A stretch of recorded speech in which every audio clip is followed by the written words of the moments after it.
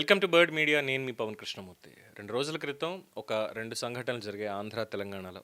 ఆంధ్రాలో గుంటూరులో ఒక మహిళను వివస్త్రం చేసి రోడ్డు మీద కొట్టినటువంటి ఘటనలో అదైతే, హైదరాబాదులో అర్ధరాత్రి నగ్నంగా రోడ్ల మీద పరిగెడుతూ అమ్మవారి ఆలయంలోకి వెళ్ళి అక్కడ విగ్రహాన్ని తీసుకొని చెరువులో దూకి చనిపోయినటువంటి ఘటన.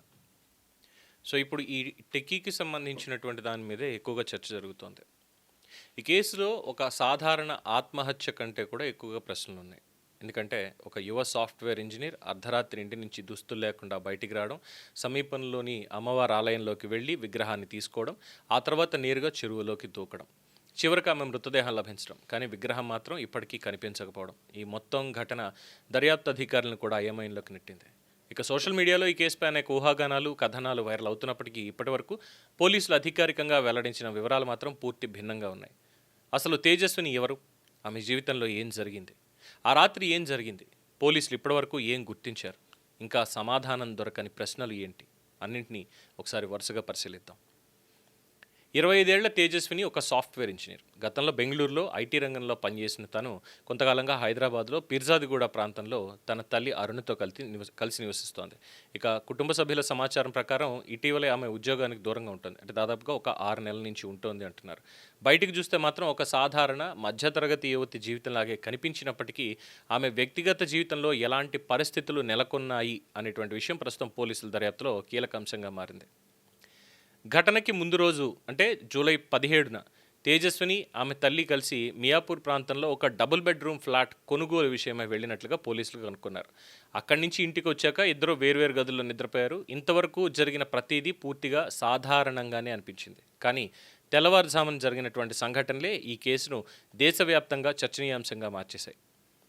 పోలీసులు ఇచ్చినటువంటి వివరాలు, వాళ్ళ దర్యాప్తు ప్రకారం రాత్రి సుమారు 2:30 గంటల ప్రాంతంలో తేజస్విని తన తల్లి గదిని బయట నుంచి లాక్ చేసేసి దుస్తులు లేకుండా ఇంటి నుంచి బయటకు వచ్చింది. ఈ కదలికలన్నీ కూడా సీసీటీవీలో కెమెరాల్లో నమోదయ్యాయి.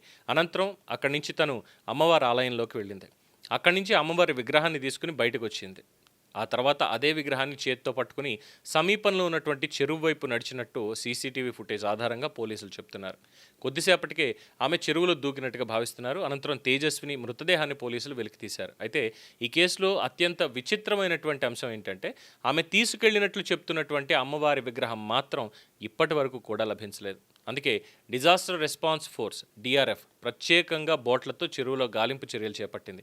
ఆ విగ్రహం లభిస్తే ఘటన జరిగిన తీరు మీద మరిన్ని కీలక ఆధారాలు లభించే అవకాశం ఉంది అనేది దర్యాప్తు అధికారుల భావన. ఇక దర్యాప్తులో మరొక ఆసక్తికరమైనటువంటి అంశం కూడా వెలుగులోకి వచ్చింది.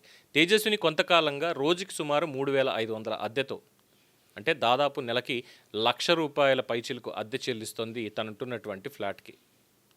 సో ఈ భవనం పైన 2 అంతస్తుల్లో కూడా లాడ్జి తరహాలో ఏమైనా నడుస్తున్నాయా, దానికి కానీ ఈ కేసుకి ఏమైనా సంబంధం ఉందా అనేటువంటి కోణంలో కూడా పోలీసులు విచారణ కొనసాగిస్తున్నారు. అయితే ఇప్పటి వరకు దీనికి నేరుగా ఈ ఘటనతో సంబంధం ఉన్నట్లు ఎటువంటి నిర్ధారణకు కూడా వాళ్ళు రాలేదు.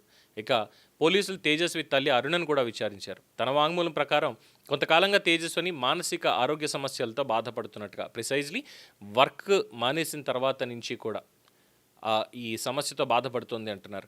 ఇక ఇదే కోణంలో పోలీసులు అటు వైద్యపరమైనటువంటి వివరాలు కూడా సేకరిస్తున్నారు. అయితే ఇదొక్కటే కారణం అని ఇప్పుడే చెప్పడం అనేది సాధ్యం కాదు అని కూడా అధికారులు స్పష్టం చేస్తున్నారు.